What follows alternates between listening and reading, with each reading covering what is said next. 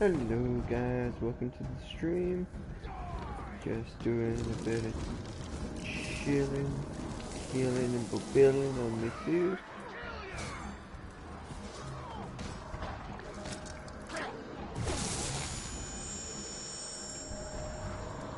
Just getting a lay of the land, what I still need to do, what needs to be done. Shadow dominate skill.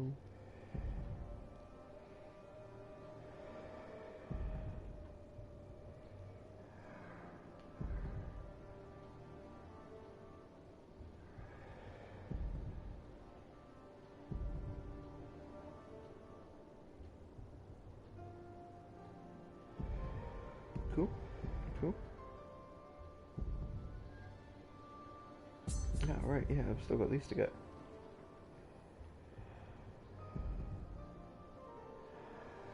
But, first things first. Law and order. There's certainly some law I've been neglecting.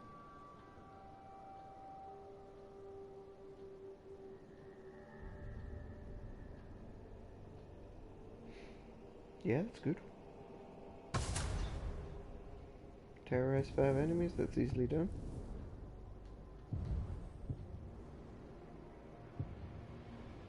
Undead, undead.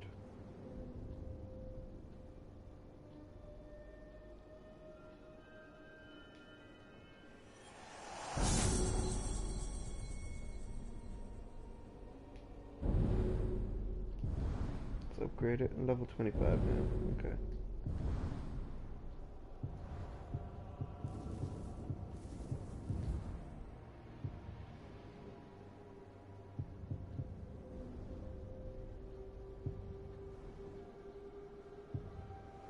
Level 40 or higher, level 40 or higher. Okay.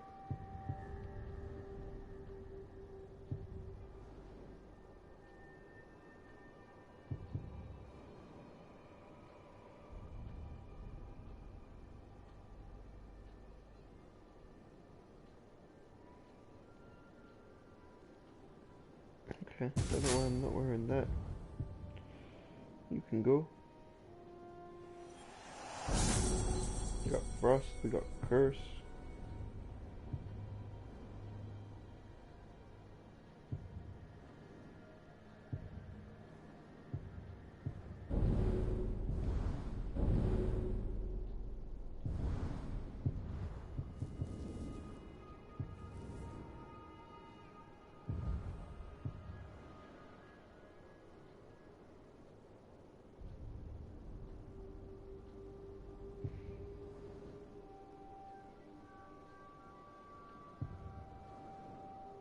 Got enemies on fire, got Frost. Don't really need that. Don't really need that either.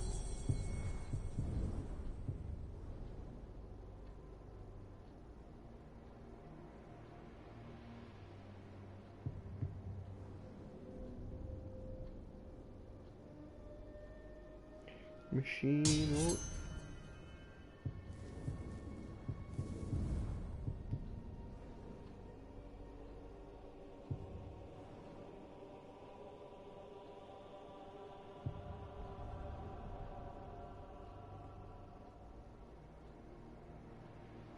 Yeah, okay. Back on post and just random enemies. Where are we looking at? Now we want appendices. What's this?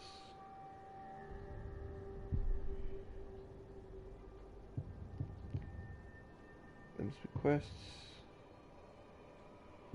There must be Gondorian artifacts.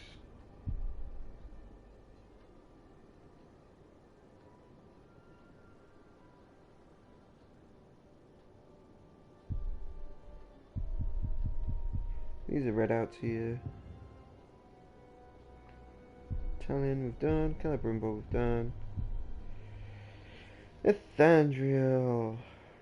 Definitely haven't done her. I will strike down men corrupted by these rings.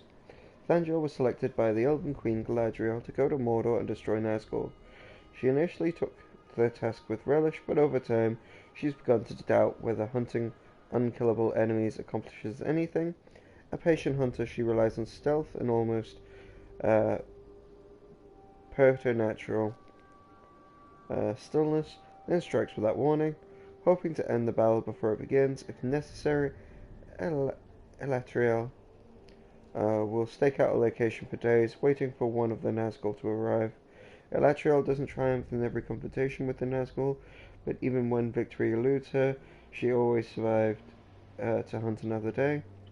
Her many successes against them, however, are short-lived, as a fallen Nazgul can reconstitute itself using the ring of power it wears. While she may wonder about her ultimate purpose, Ethadriel takes grim satisfaction in knowing that even the Nazgul aren't entirely safe in Mordor, and hopes that her efforts keep the Nine confined to the Land of Shadow.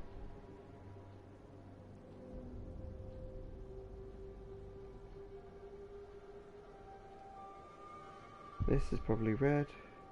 Carnan's definitely new. Nature's guardian, spirits of Carnan's tree and beast, fang and claw, root and spear. The spirit of Carnan is a primeval force of nature that has existed in the forests of Mordor since before all reckoning. Little is known of her history, and few dare enter what remains of her forest. To the orcs of Mordor, the forest of Carnan is a place of terror from which few return. Likewise, Carnan has limited interest in the affairs of men and orcs, although she does not abide the ravenous nature of orc industry, particularly the rapacious logging efforts. She was roused to action during the Second Age when the Balrog known as Tar Gorgoth rose to menace the surface world. A creative of devastating power, Tar Gorgoth was responsible for the destruction of much of Carnan's ancient forest and the creature who lived within it. This set the stage for the battle that ultimately ended Tar Gorgoth, buried deep within the pits of Gorgorthloth. Like the Ents' wives, Carnan is a protector of life rather than a bringer of death, though that distinction would likely be lost on her. As mercurial as nature itself, she can be destructive and serene, playful and deadly serious. Carnan's mortality is bound to the great tree of the forest, the only place where she is able to take human form. She extends her reach in Mordor and adapts her nemesis by assuming the form of Caragors, Grags, and Drakes. Most of the time, however, she is but a voice in the wind. Ratbrag. Survivor, coward, both. Don't get me wrong, I almost respect Ratbrag. Who else is gonna go so far with so little? Bruce. Ratbrag is either Mordor's greatest survivor or merely the luckiest orc. Scrawny by orc standards, Ratbrag has managed to survive and indeed thrive despite mediocre combat skills. His startling stupidity and tendency towards self-delusion, grandiosity, and general demeanor that makes most orcs want to kill him. Bound and left for dead by other orcs, Ratbrag convinced Talion to free him in exchange for information on how to lure high-ranking war chiefs into the open. Over time, this developed an uneasy partnership with Ratbrag, ascending the orcs' ranks as Talion's cat's paw. Ratbrag eventually became a war chief with Talion's help, but his rulership was cut short when the Hammer, a servant of Sauron, apparently killed him with a single blow. Ratbrag survived but was later captured by a gang of orcs along with an Olog. True to form, he managed to escape, rescuing the Olog, with whom he named Ranger in honor of Talion. Since the events of Middle-earth, Shadow of Mordor, Ratbrag and Ranger climbed the ranks of the orc army, eventually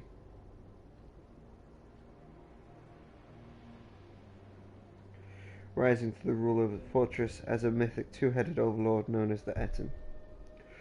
Bruce. It's time to separate the weak from their heads. Bruce's love of fighting is matched only by his knack for it, and even among Mordor's Orlogs, Bruce's name elicits fear and respect. He is forced to be reckoned with on the battlefield and tremendous asset in a siege, and enemies and allies alike know to keep their distance when he's on the rampage.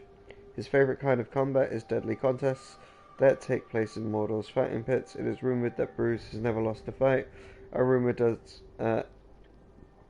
Bruce does everything in his power to fuel, including tearing the heads off anyone who claims to know otherwise.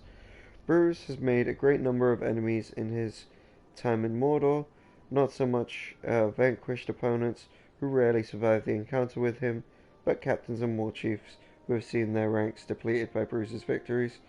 As for the many threats placed on him by these enemies, Bruce dismisses them as just good for a giggle.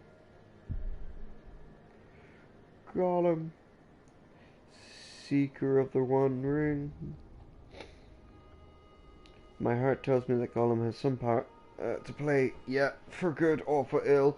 This is before this is over. Gandalf. The One Ring dominates Gollum's every thought, even though that ring is resting in Bilbo's pocket in the Shire, leagues away from Mordor.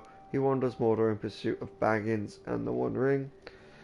Staying one step ahead of the orcs, who dismiss him as a thieving pest, Gollum's lust for the One Ring draws him to the Bright Master Celebrimbor, and by extension Talion. Exploiting Gollum's worshipful reverence for her, Shelob uses Gollum as a spy to lure for nearby orcs she feeds on. When she needs to draw Talion to her, Gollum makes an effective guide. Gollum isn't strong, wise, or brave in the conventional sense, but he possesses quick reflexes, superior instinct for survival. He survived thus far through preternatural trickery and self-serving cowardice, a fate that has left him a part of play.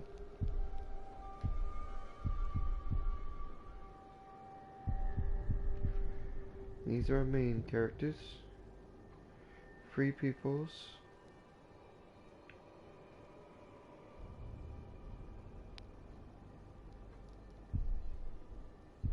It's been read, been read, been read. I think I've read all of these guys.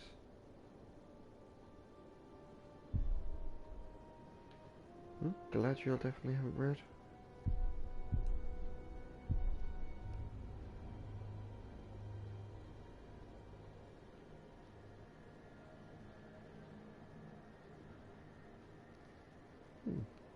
Might need to read that again.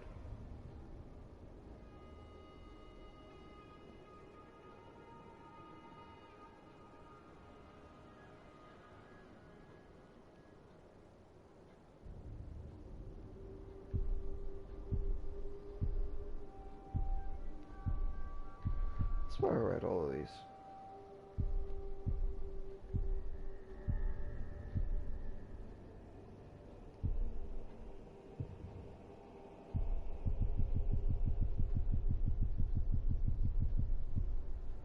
Those I know I haven't read all of. Spiders and Ghouls I know I haven't read all of.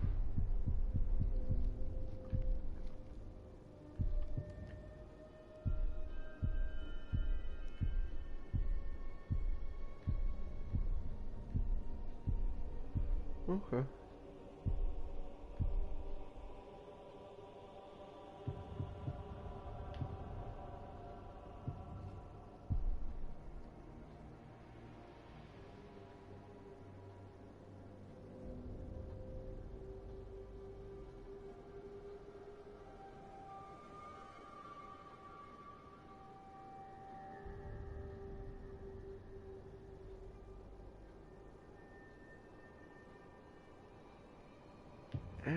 I suppose, like, because the beat goes on and on and on and on.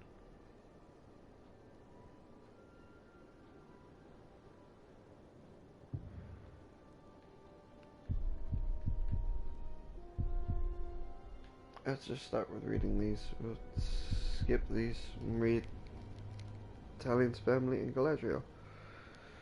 Talion's family. On the winds and water may you cross, sea mountains white and blue, but on your road, let's not forget the love I have for you. Lorithil's song. Lorithil met Talion in Minas Tirith when he was a young soldier, then joined him in near exile after Talion slew a nobleman who attacked her. Following Talion to his new posting among the rangers of the Black Gate, Lorthel gave birth to their son Dithriel. There, the family grew up amid the military encampment, accustomed to a Spartanian condition and life on the frontier. Then Sauron's orcs attacked the Black Gate, and despite Talion's effort to keep his wife and son safe, the Black Hand of Sauron captured all three. Talion was forced to watch as the Black Hand murdered Lorthel and Dithriel. The Black Hand then slit Talion's throat as well, but Celebrimbor's spirit found a home in Talion's fallen form.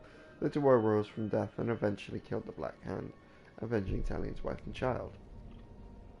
And then Galadriel, Lady of Lorien. In the place of a dark lord, you would have a queen, not dark, but beautiful and terrible as the morn, treacherous as the sea, stronger than the foundations of the earth. All shall love me and despair. Galadriel. Though she dwells beyond Mordor in Lorthian, Galadriel is keenly interested in the events relating to the One Ring. She wears a ring of power that Celebrimbor gave her, though it's one of the elven rings, so Sauron has no direct dominion over it. And as an elf queen, she is long-lived enough to be considered ancient when Celebrimbor forged the rings in the first place. Galadriel's history among the elves stretches back to the First Age, but in the present day she's moved more troubled by Sauron stirring in Mordor than her peers, and she's more willing to take action. She dispatched Eltariel, one of the elves' most accomplished warriors, to hunt the Nazgul in Mordor, and thus keep Sauron occupied, off balance. Galadriel knows that Eltariel cannot permanently kill the Nazgul, but Galadriel hopes that she can frustrate and delay the Dark Lord's rise. Galadriel was able to drive Sauron out of Dol Guldur, but within Mordor his power grows ever stronger.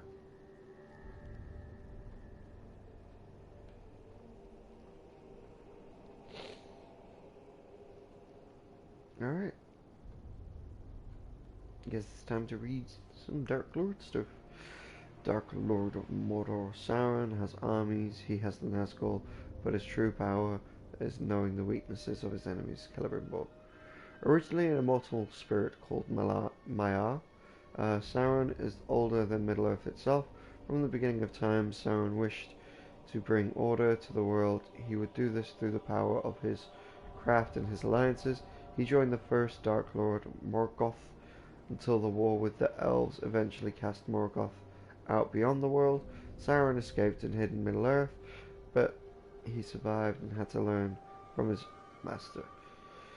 He would do what Morgoth could not. Sauron formed an alliance with the elves, jewelsmith Celebrimbor, and together they created the Rings of Power. In secret, however, Sauron created the One Ring to dominate all the others. Sauron poured much of himself into the One Ring, which made him more powerful, but also more vulnerable. After the One Ring was lost, Sauron's ability to take physical form became limited. He has returned to Mordor and rules his armies from the shadows of Barad-dûr. If he is not stopped, he will assume physical form once more, and his armies will not be contained within Mordor any longer. Sauron's fair form. The stranger bearing gifts. That is Sauron's way. He spills poisons into the ears of those who listen. He is the Lord of Gifts, but the Master of Treachery. Celebrimbor. While Sauron was hiding in Middle-earth after Morgoth's defeat, he took the form of the handsome Lord of Gifts. In this disguise, he taught magical techniques to the elven artisans of Aragorn, including Celebrimbor, with whom he formed an alliance. They shared a common purpose and believed together they would bring order to Middle-earth and restore a world abandoned by the gods. For her part, Galadriel distrusted this visitor, but Celebrimbor had found a kindred spirit. Together they forged the Rings of Power, but Sauron secretly made the ring to control the others, the One Ring. When Sauron donned the One Ring, the elves discovered his scheme. Sauron abandoned his disguise and went to war with the elves. Despite periodic setbacks, Sauron's power increased until Isildur cut the One Ring from Sauron's hand, destroying his body and dispersing his spirit. Nazgul. 9 mortal men doomed to die. The Shriekers will skin you quick. As look at you, I don't fear much, but I fear the Nazgul. Argul the Knower. Crafted by Sauron and Celebrimbor, the Rings of Power were given to 9 men who would become the Nazgul, or Ringwraiths. These men were kings, sorcerers, and warriors, the greatest of their kind, but each was desirous of power, vengeance, or the immortality granted by the rings. In time, the rings corrupted them, and they either died or fell under Sauron's power. Some rings were lost or passed down through multiple owners. For those who fell under Sauron's control, their human visages were lost, and they became the most terrible servants. The Nazgul fought as Sauron at Sauron's side throughout the battles of the Second Age, and they were at his side during the Third Age as well, when his power grew in the east, and he went to war against the Kingdom of Men. They have been a constant and sinister presence in Mordor ever since, their expansion only curbed by elven hunters such as the Blade of Galadriel. The Nazgul are bound by the Rings of Power, as Talion is bound by the Wraith, and they cannot be truly destroyed so long as the ring survives. When defeated in battle, the Nazgul are banished to the fastness of Barad-dûr or Minas Morgul, from where they slowly regain their physical forms. Many of the Nazgul are the original men doomed by the Rings of Power they dominated during the Second Age, but others are more mysterious, and it is unclear how or from where they acquired their rings. Likely the others, though they too fell under Sauron's control. Witch King of Agramal. First among 9, hinder me, thou fool, no living man may hinder me. The Witch King of Agramal. Sauron's chief lieutenant, the Witch King of Agramal, is the most powerful of the 9 Ringwraiths. Far more than 4,000 years he has served Sauron's most trusted servants. Bound to him by the Ring of Power he accepted during the Second Age. The Witch King has a particular hatred for Gondor, having warred against it centuries ago. After seizing the northern kingdom of Angmar, the Witch King's armies moved across Middle-earth's northern regions. An alliance of Gondorian soldiers and elves routed them, though the Witch King himself escaped. The Gondorian priest, Eomer, wanted to chase the Witch King, but the elf Glorfindel bade him stay. Since then, he aspired to become the ruler of Minas Ithil. Chastened by the defeat, the Witch King employed a different strategy, one that exploited the Gondorian pride. He re-emerged years later when Eomer had become Gondor's king and challenged him to single combat. Eomer accepted and rode eastward alone, never to be seen again. The Witch King has been unchallenged in combat, and Gondor has been without a king ever since. If Celebrimbor is said to be the nemesis of Sauron, then Talion is certainly the nemesis of the Witch King. It was not enough to see Talion destroyed, like other men, and so the Witch King pursued him with the obsession of bordering on mania. He would not kill Talion, but make him one of the 9. Forthark. Michael Forgery, 1973 to 2016.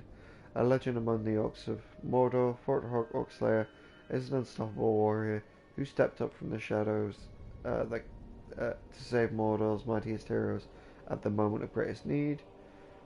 Mike Forthark Forgery was our executive producer and a great friend here in Monolith. We lost Mike to cancer during the development of Shadow of War, and we want to remember and honor him with a little bit of immortality in Mordor. Legendary Forthark Orcslayer is our way to remember Mike as he lived, always ready to leap into the fray and save the game whenever he was most needed. That's cool. Ratbag's Protector. Ranger. Dorfbagurg, Marson Dunganak.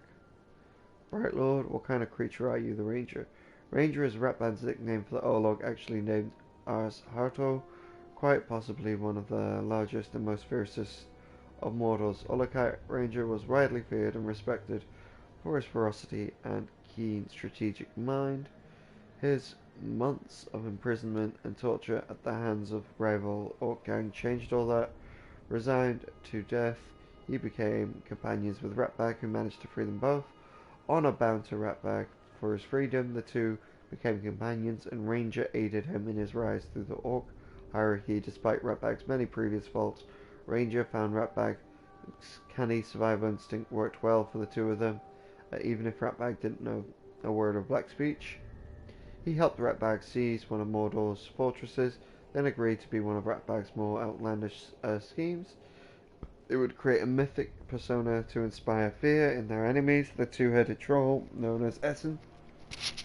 Word travelled fast that the fortress's unusual leader and mystique of their ruse helped cement their authority in Mordor. And Talgoroth. Fire, darkness, and shadow. My winds is still, you have woken Talgoroth, cracked and creviced until now. Carina. Shrouded in fire and shadow, Balrogs like Talgoroth have existed since the first age of Mordor. Corrupted mire, from when the world was young, Balrogs rarely venture from the subterranean pits they call home, though dwarves and goblins who excavate too deep may rouse their ire. Talgoroth was a general in the War of the First Age, when the evil Morgoth battled the Valar. Since then he has slumbered, awaiting the final battle to settle Middle-earth's fates. With the destructive power of a dragon and the seething anger from thousands of years in the dark, Talgoroth is capable of rampaging across the world if given a chance. Against his might, entire armies have perished. Even the greatest heroes can fall before him.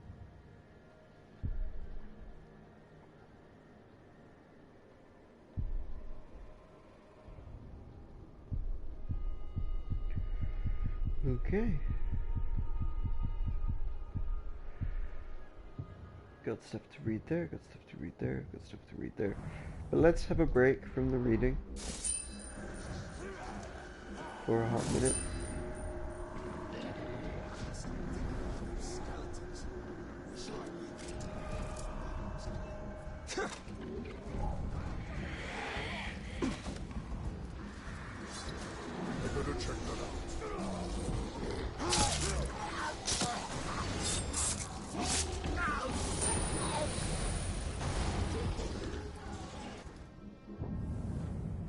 Is that classes people terrorized?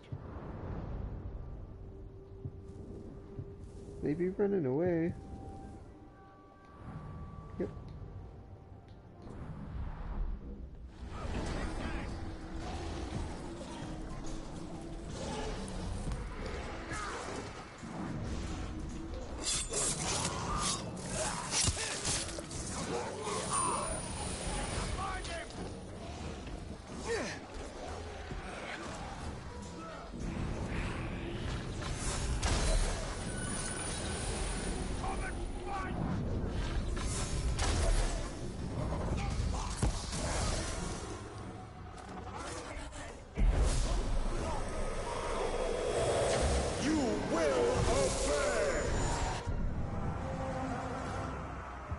Alright, how are we trying to suss out? Yeah, we'll suss you out. Yeah, flammable. The slaughter berserker.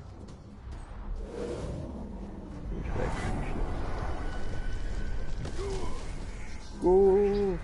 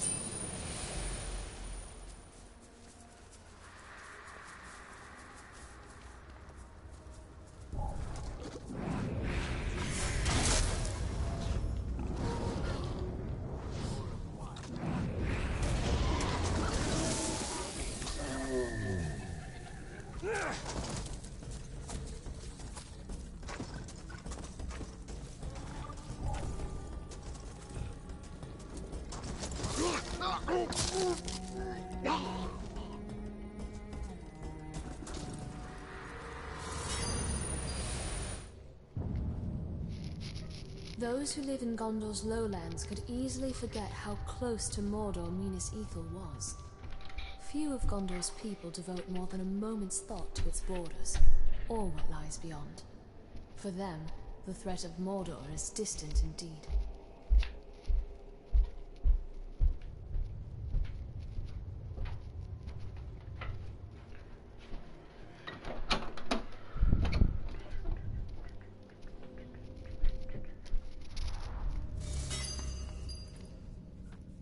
I've never seen a map of Gondor so detailed. Yet look at how little your people know of other lands.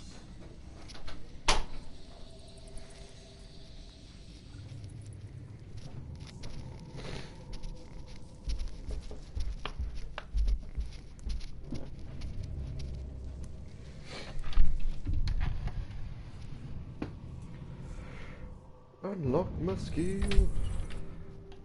What skill does I want?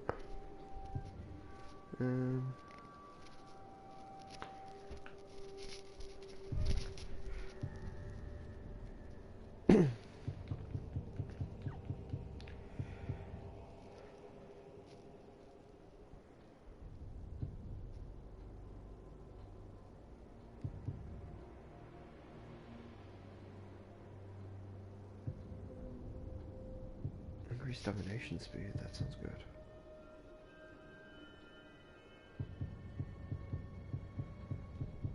What else have we got?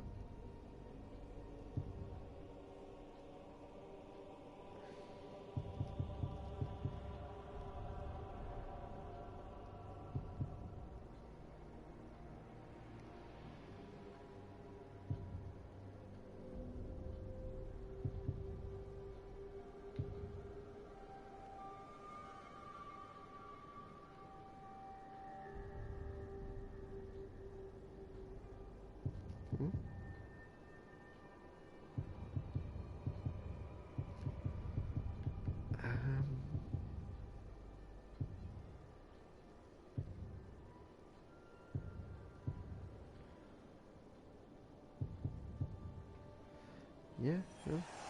Use domination speed.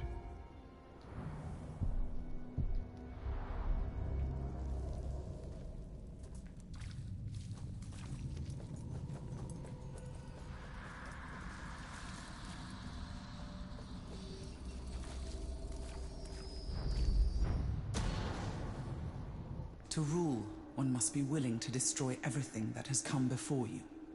Even the memory of it must be purged. Do not think of what is lost. Think only of what will be. This is the story the Dark Lord tells himself. This is the story that will bring an end to Middle-earth.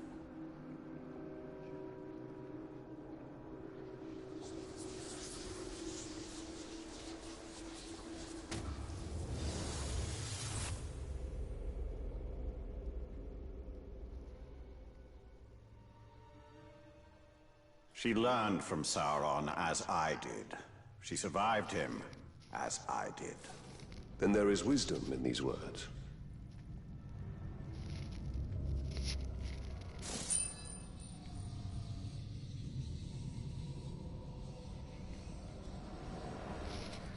Cute, cute, cute, cute. Now we have barrows to get.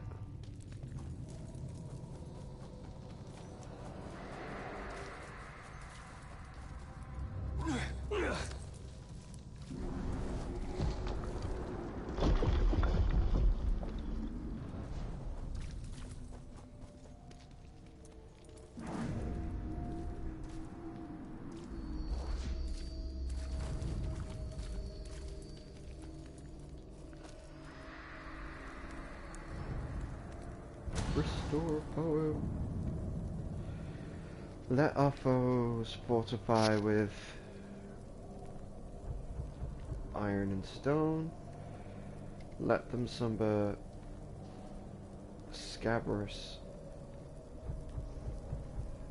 hordes, feral beasts. It will avail them naught. Across the ages, none have an army that wields such a weapon, such woe, such as doom against the darkness benign.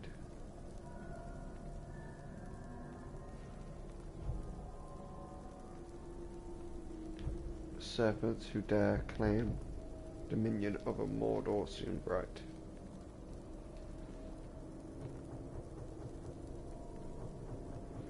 Nope.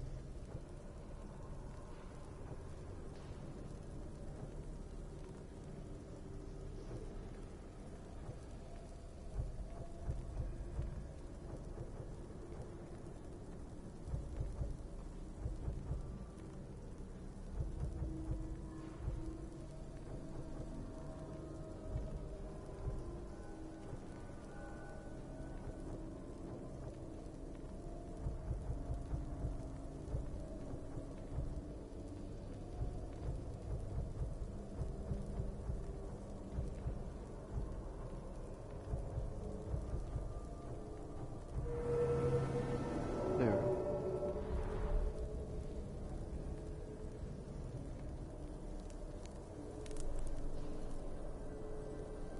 Let our foes fortify with iron and stone. Let them summon scabrous serpents, feral beasts. It will avail them naught. Across the ages, none have an army that wields such weapons. Such woe, such doom against the dark benighted hordes who dare claim dominion over a Mordor soon bright. Bright Lord's bow. What does it do? You want a level 40 as well. Freezes nearby targets, and then focus recovery and range attack hits. Nah, what I got was definitely better.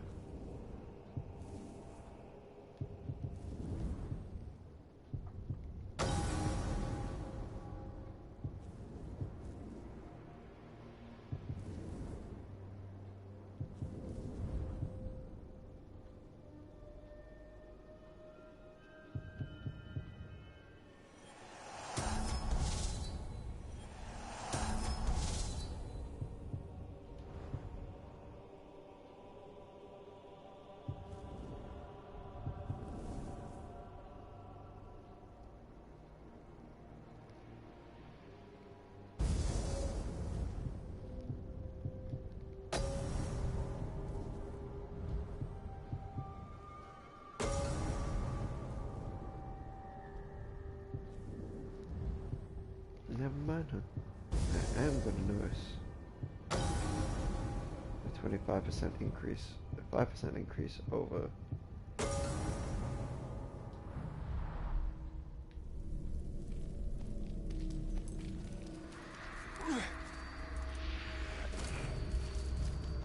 Cool, cool.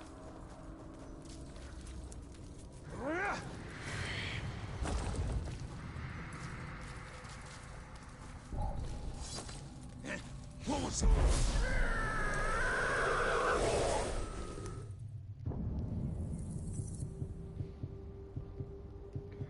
We got more moves.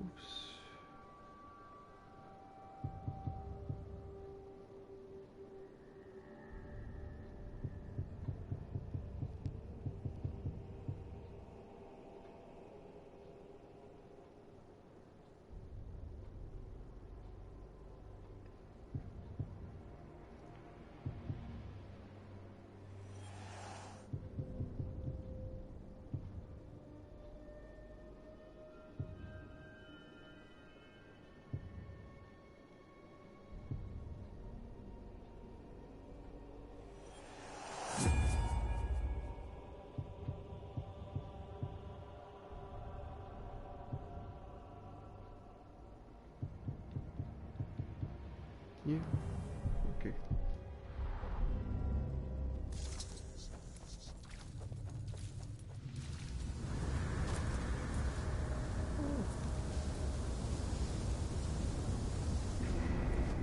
Where is that way around?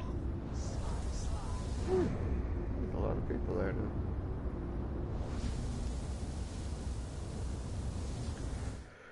Alright.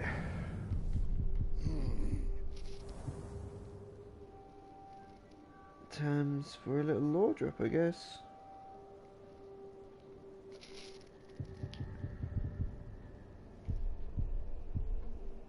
Orlog. These Orlogs are the biggest brutes in Mordor. They have taught me so much about brutality, lessons I'm keen to pass on. Gar one eye. The Orlog trolls are trolls twisted by Sauron's magic to resist the sunlight that would turn an ordinary troll to stone. Still somewhat rare in Mordor, they generally use only the black speech, though they understand the tongues of other orcs. The Uruk-hai tend to fear them for their immense size and their close connection to the Dark Lord, who has bred them for war against the West. As Sauron's most recent creation, the Uruk-hai tend to treat the Dark Lord with almost religious reverence.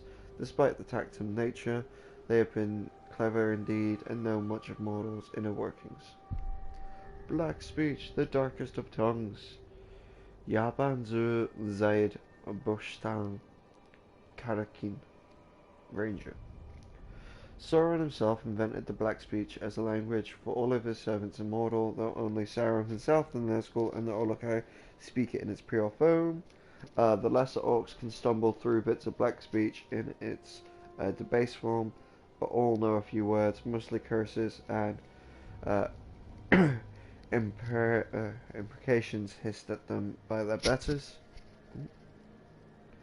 The language of the Black Speech is vast, but most of Mordor's Orlocks get by with the following handful of place names, battle cries, and epithets. Bugs, maggot, worm, other insect. Durgrim, literal iron height, a fortress in Cirith Ungol. Dog, a mild insult, someone lacking skill or competence. Gasso, Fireheart, a fortress in Golgoroth. Golmutter, literally elf friend, an extremely insulting, an extreme insult. Elves and orcs share the same ancestry, but orcs find that heritage repulsive. Oh god. Gorgor Rift, Battlecry, Taste Your Death, Gub, Swine, and more broadly anything especially dirty. Hunkkath, Curse You, a profane interjection. Hungargurli, Battlecry, Now You Die. Kar Gubgar, Ice Fist, a fortress in Sergost. Lug Births Bador, the Dark Tower where Sauron dwells. Mob, an insult to the intellect akin to fool. Ormagarg, literally Orkida, is the insult not because of cannibalism per se, but because it implies that the insulted party couldn't attain more delectable flesh, such as that of man. Pushk, Vermin, or similar creepy annoyances. Shagnal, Battlecry, You're Nothing. Sarkazur, literally Dark Claw, a fortress in Nurum. Shark, dung, or other sort of excrement or refuse. Snaga, slave, can be orc or human. Tark, a human of Numenorian origin, real or assumed.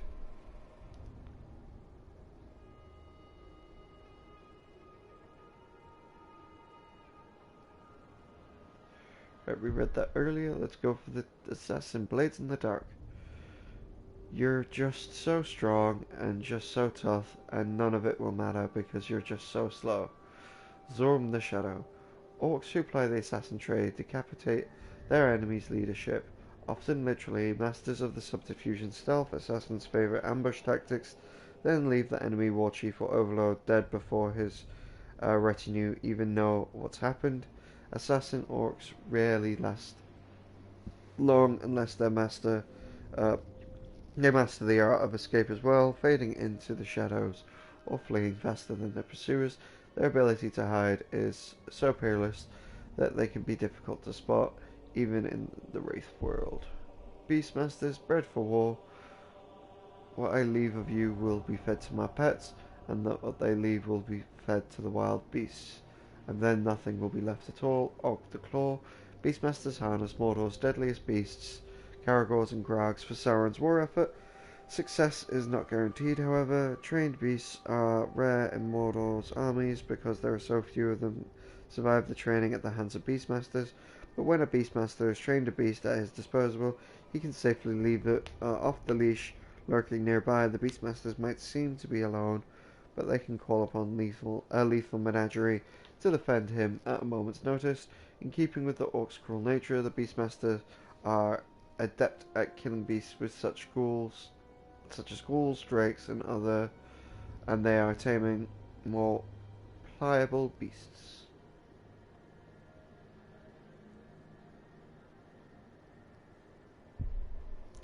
Berserkers, fueled by fury, hit me, strike me, feed my rage, and I will tear you asunder. Blork the Howler. Berserkers tend to lash out in anger at the world around them, using that rage to fuel an array of heedless charges, mighty throws, and sweeping attacks that leave only ruined enemies behind. These orcs are beyond reason in battle, possessed by the fury that other orcs have come to fear. These orcs are at their most dangerous when they all cling to life by just a thread. The same rage that powers their attacks can heal their wounds when those desperate blows land. And Commander, leading the Horde. You're not in command of anything here, not this battle, not my boys, not even your own destiny. I own all three. Lorn Bloody Hands. Rarely encountered alone, commanders make the orcs around them fight harder through their mere presence. They direct the grunts under their command to coordinate their efforts, making simultaneous attacks and surrounding enemies. Some commanders keep nearby reinforcements in reserve in case of surprise attacks, and few use themselves to draw out enemies before calling in a gang of orcs to turn the tide of battle. They are also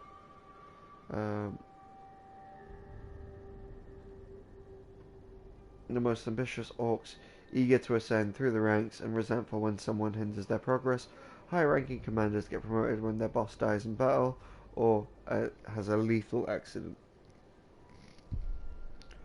Destroyers. Explosives and... what's that say? Yeah, explosive and dangerous. There we go. Those are my words.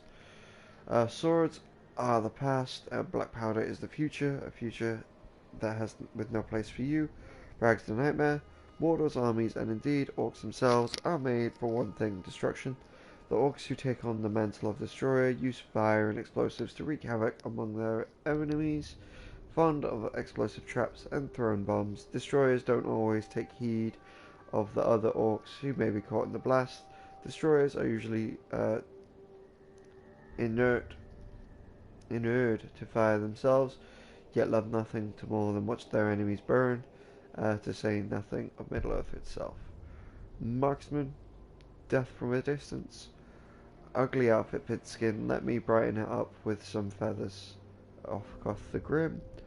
Orcs are suited to melee combat by both training and personality, but some orcs train with their crossbows and javelins to give Mordor's armies a ranged complement.